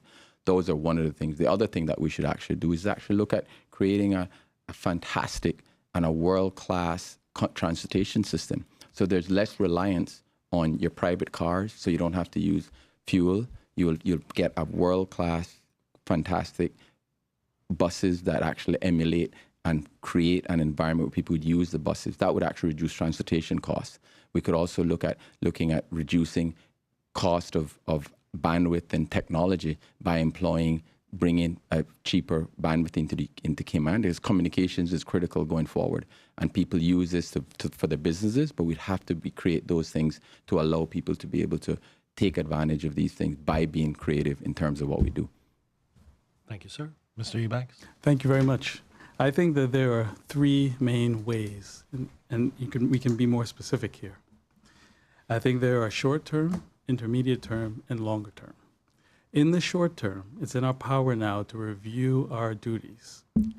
It is a system whereby it is our consumption tax model. We need to give it life and actually use it in a manner in which direct taxing jurisdictions do the same things in order to provide economic relief in certain times and also to motivate certain behaviors.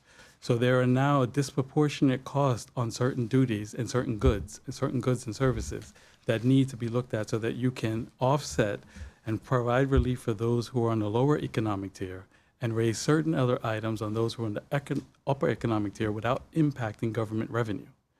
In the intermediate term, we need full implementation of the national energy policy so that we can reduce the cost of energy. Not just and government should be an example of this and put solar panels on every government building to encourage the private sector to move along.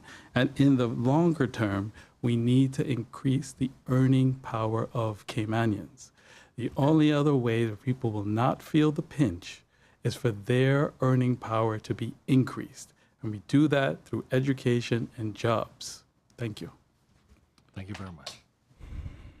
The next question, staying with you, Mr. Ebanks, focuses back on some more of the environment and the future of Barker's. The head of Barker's is in the constituency of West Bay South.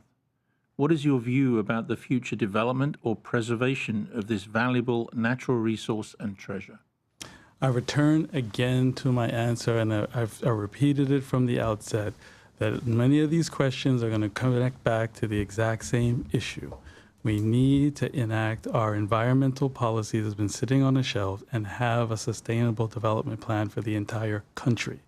That way, whether it's West Bay South and our precious that should be a national park and untouched because of the value, if you read the Department of Environmental's reports on Barker's, you would be able to see how valuable it is in terms of marine life. It has to be protected. It also will go towards our agriculture, food security, and life. So it's let's zoom out for a second and not focus on just one constituency. It's the entire country where we have to protect our environment. I said it before, and I'll say it again. It is the marquee issue if there was no COVID.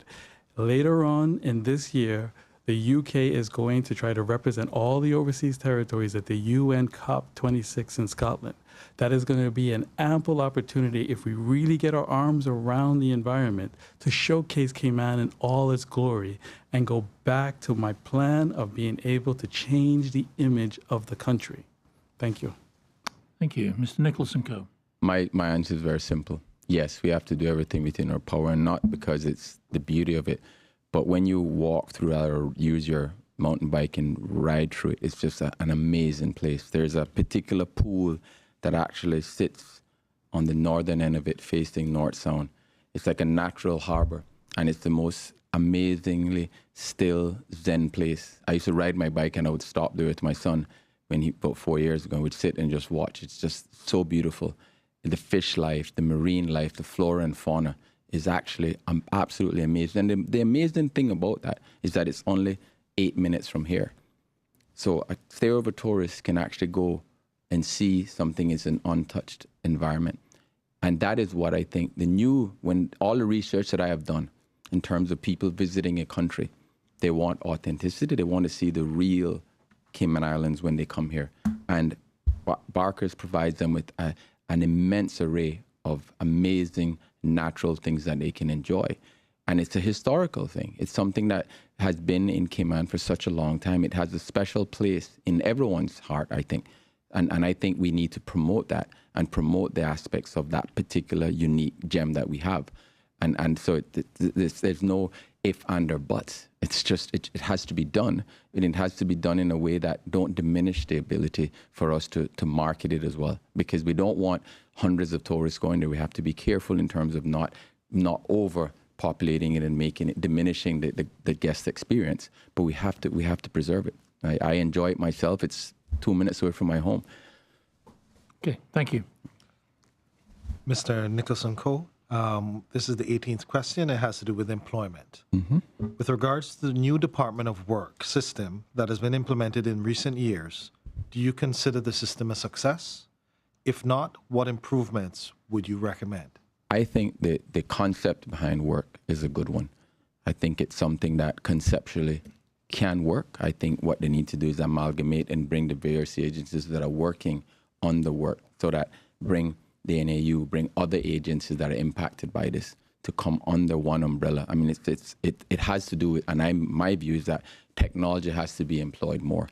There can't be varied system not speaking to each other and not having the ability to integrate it, because we have fantastic people working in work, forget the pond, but those people are hamstrung. So we can't just continue to enable and hire more people, but if we create the technology to allow them to be more efficient. And the other thing is with this, we have to think of technology so that people don't actually have to go to a single location. If technology is employed, we could have these work satellite agencies everywhere. We could have them in employers' area. There could be an app on your phone. Everything is app-driven now.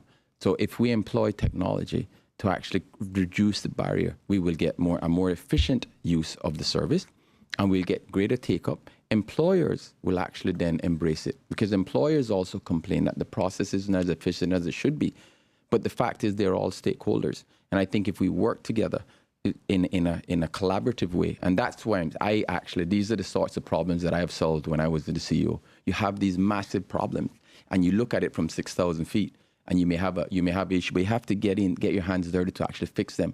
And these are the sorts of things these are the workshops that you create, that when you leave that workshop, you actually have a solution that's tangible and it can be put in the hands of people. So it has to be technology driven. It cannot be just continue to put more human resources at it, because the human resources at it will be frustrated if they don't have an efficient system. And I think conceptually it's right, but we need to rethink how we actually implemented it.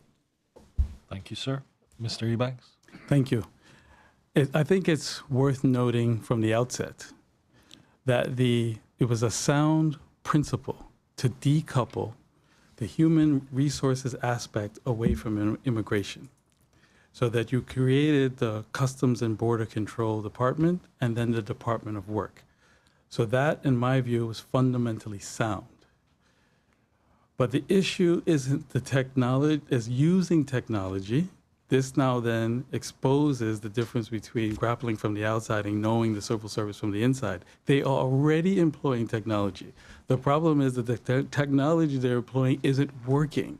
So they need to get back to a system. And in fact, from my civil service contacts, the system actually that they were using prior to this is one of the things the government has to grapple with, that you don't need necessarily a fancy system. The system that they had previously was actually working better. So the new one that they've implemented is frustrating employees. It's frustrating employees and returning you back to paper. So what needs to happen is to employ sensible technology. You don't need to have it completely state-of-the-art, as long as it works and applications can go through. But more important to that is remembering the end game. The end game is to ensure that you're matching Caymanians with available opportunities and getting them to the jobs that they are qualified to do. And again, I'm going to keep harping on this, and are not left out with the excuse that they're underqualified.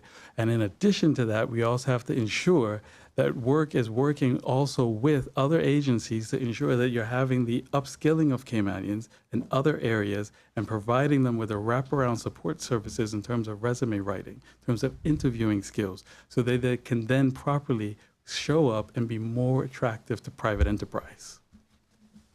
Thank you, sir.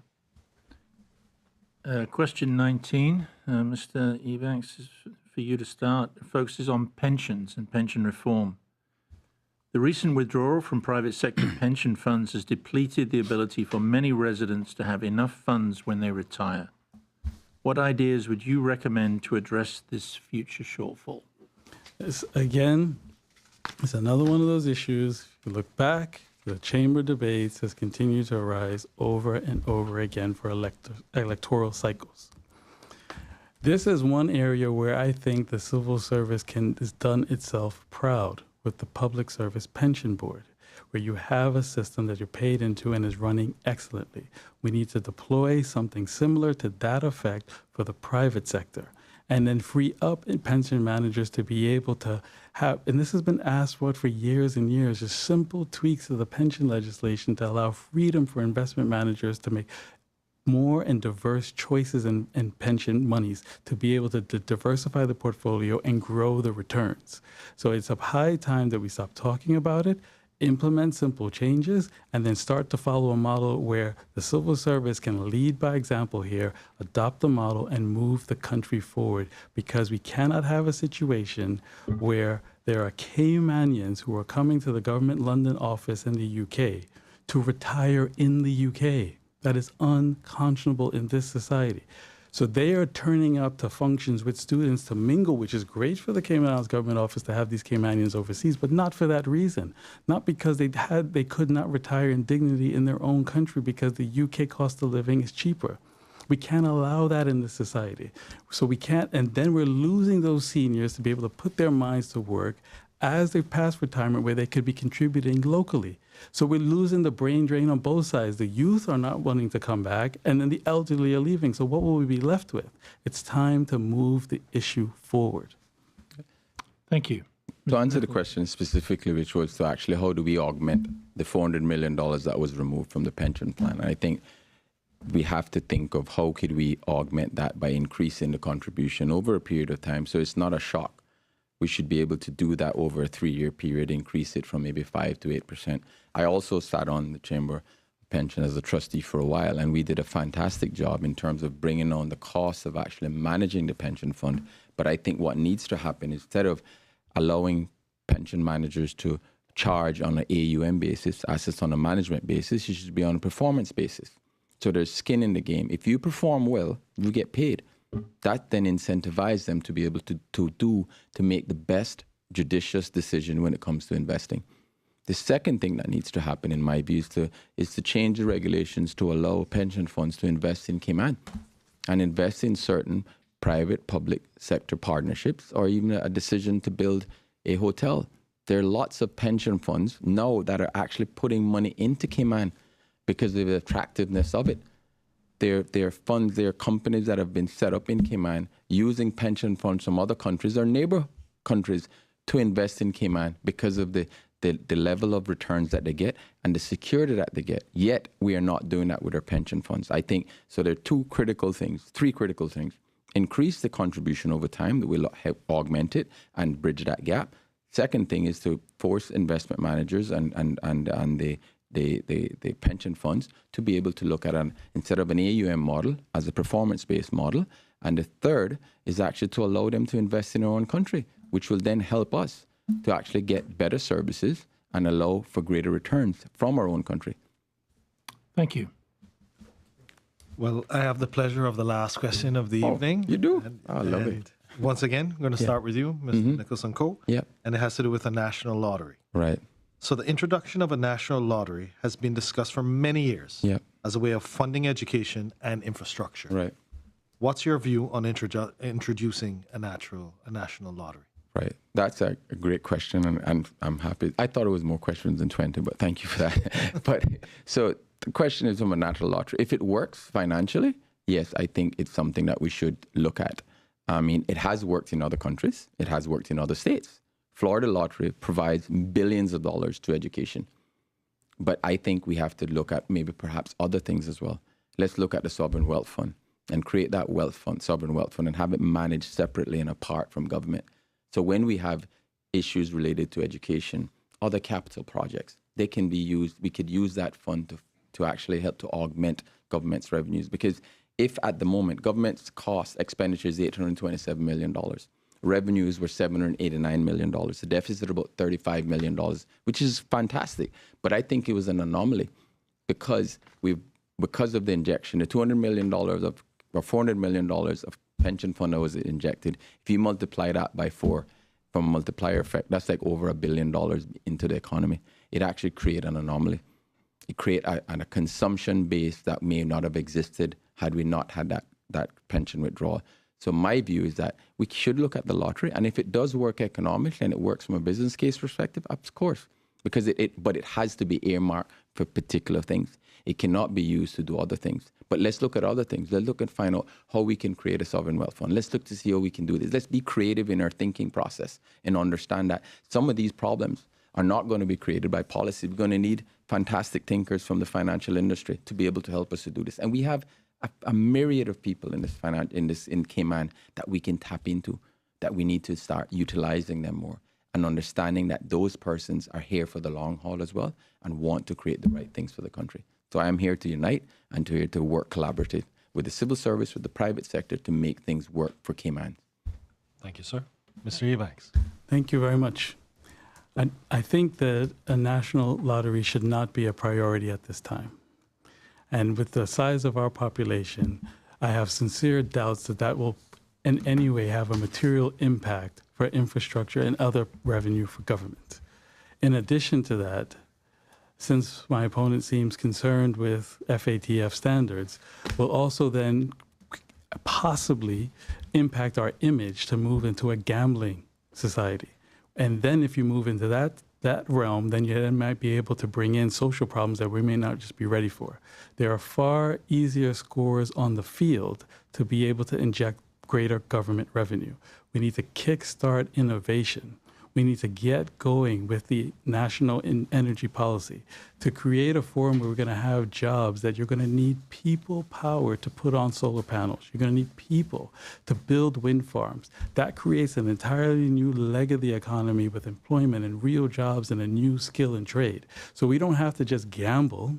We're now in a position where we are now upskilling Caymanians to really be part of the workforce in a way that actually helps the environment. In addition to that, let's continue to encourage the digital infrastructure, build in tech and STEM, embedding that into the education system. That is going to create a whole other bedrock of jobs that will allow Caymanians to flourish. So I don't think we need to gamble with our future. I think we have a reasonable underbelly of industries that are ready to be lit on fire if we give them the resources and the tools and the regulations around it to set them free. Thank you. Thank you very much. Thank you. That was the final question for this forum.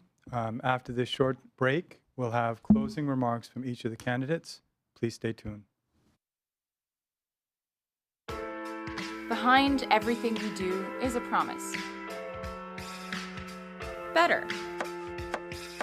Better because we care, because we all have a common goal, to be better at cooking, to be better at eating right, and taking care of ourselves, to live in a better community, to just feel better.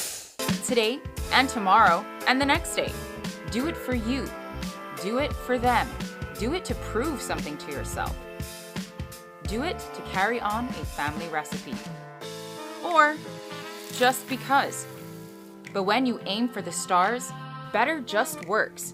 We're Fosters. And we're better. Because of you, because of them, because of this place. And because we care.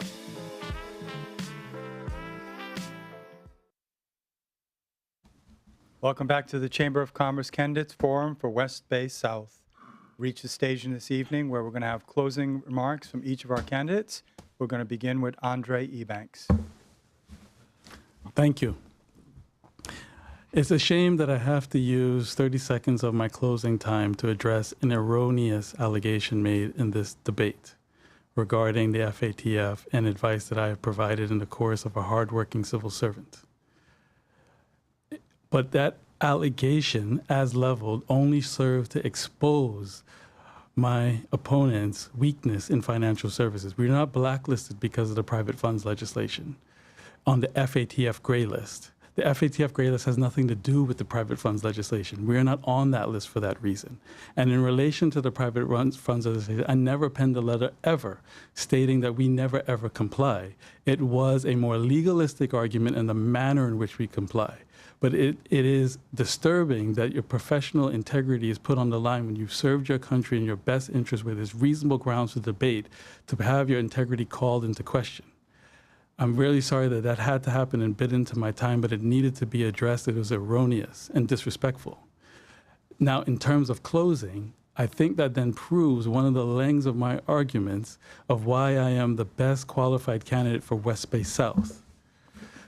In closing, you are dealing and you are looking at a hardworking family man who has turned down a job to be able to serve the country, qualified attorney, worked in financial services and in community affairs, and represented our country. So you're looking at someone who's represented the country at an international level, a national level, and a local level.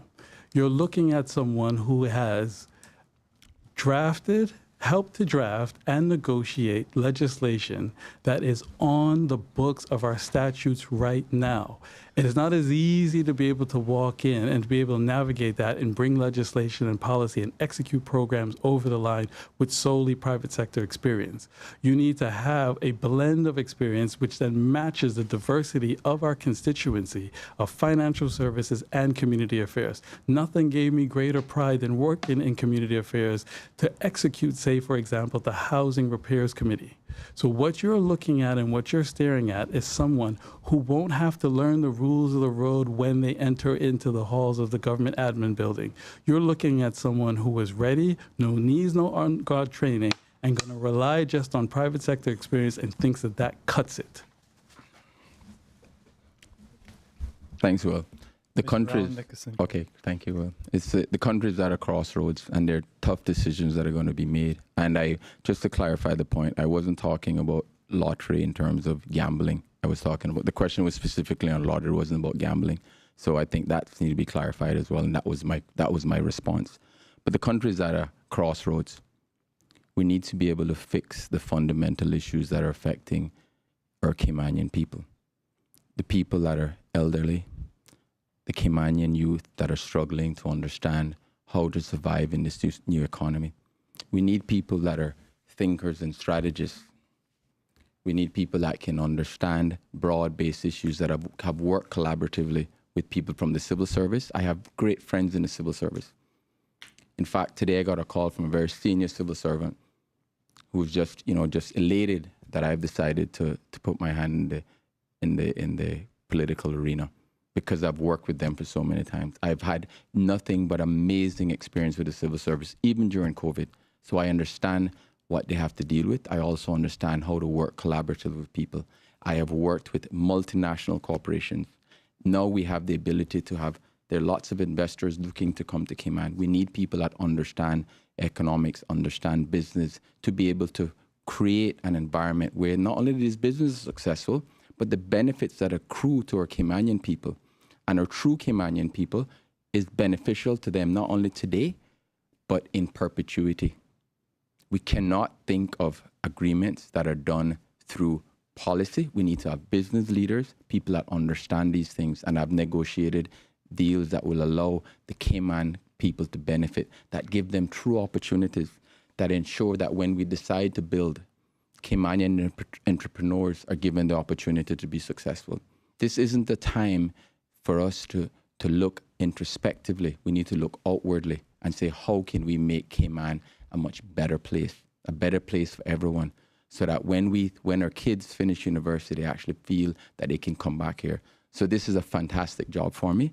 I'm looking forward on April 15th to be the representative for West Bay South, to ensure that West Bay South gets a leader and a representative that's there 365 days a year, 24/7, constantly, that will not be leaving the district, that will remain. I've remained there for 43 years, and I'm going to continue to remain there because I don't want to live anywhere else. That's the only place I want to be, and I'm going to make this the best place for West Bayers to live. I'd like to thank the candidates. Now I'm going to turn it over to President Mike Gibbs for some closing remarks. Thank you, Will. On behalf of the Chamber Council and staff, I'd like to thank the West Bay South candidates for participating in this evening's forum.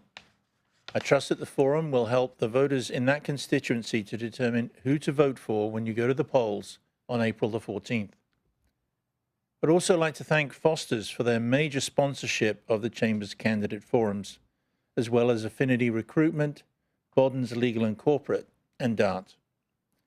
If you're interested in viewing more of the Growth Matters video series that have been playing during tonight's commercial breaks, they can be viewed at growthmatters.ky. Please join us Friday evening as we welcome Joseph Hugh and Johan Moxham from the constituency of Georgetown North. Thank you for tuning in, and I hope you will join us tomorrow evening at the same time. Good night. At Baymarket Cafe, we know life can get in the way of good food, so we're here to offer a hand. Online ordering is back, and this time, it's better than ever. If you overslept and are running out of time, order online and pick it up. Raining? Get it delivered. On your way to go there or do that, order and pick it up. Sun scorching? Meeting? Get it delivered. That way, you can spend more time doing this or that with him, her, they, and them. So whether you need your morning coffee, you're craving a red velvet donut, ramen, a lamb burger, or a falafel pita, order the food you love and skip the line. Pick it up or have it delivered. That's Baymarket.